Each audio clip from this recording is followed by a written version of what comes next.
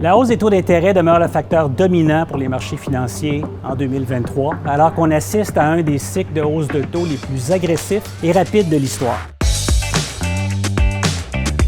Les taux d'intérêt ont augmenté parce que l'inflation était beaucoup trop élevée. L'inflation a touché un pic annuel de 9 % aux États-Unis et on a touché 8 % d'inflation au Canada. Heureusement, l'inflation a ralenti sensiblement depuis les sommets de l'an dernier, mais la cible des banques centrales, qui est à 2 % n'a pas encore été atteinte.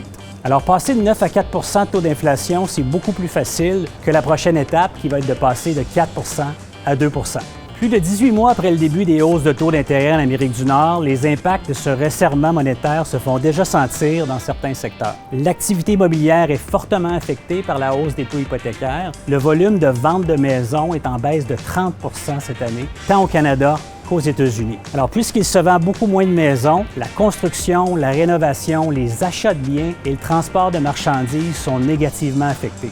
Parmi les segments de l'économie qui résistent encore bien, la consommation de services tels que les dépenses de voyage et de loisirs continue de croître. C'est une bonne nouvelle pour l'économie, mais ça l'est un peu moins pour la lutte que livrent les banques centrales contre l'inflation. Après une année difficile en 2022, le marché obligataire est encore en correction cette année en 2023. Les obligations long terme américaines pourraient même enregistrer une troisième année de perte consécutive, ce qui serait une première aux États-Unis en plus de 200 ans. Du côté des marchés boursiers, 2023 est une meilleure année que 2022, mais la concentration des gains enregistrés dans les 7 géants de la technologie américaine cache une réalité qui est complètement différente. Au Canada, le TSX affiche d'ailleurs un rendement légèrement négatif en 2023.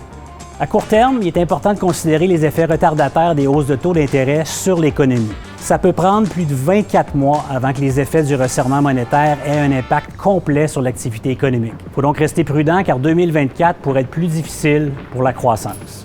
Sur un horizon long terme, le contexte actuel impose certaines réflexions. Premièrement, les espérances de rendement ont beaucoup augmenté dans les obligations. Donc, cet attrait relatif doit être pris en compte dans la construction d'un portefeuille. Deuxième aspect, les tensions géopolitiques pourraient persister. Donc, important de bien adapter la façon dont on veut s'exposer à l'international. Il n'y a pas une recette qui fonctionne partout. Finalement, la transition énergétique, la pénurie de logements et de main-d'œuvre, ou encore le rapatriement de capacités manufacturières, tout ça pourrait maintenir une pression haussière sur l'inflation.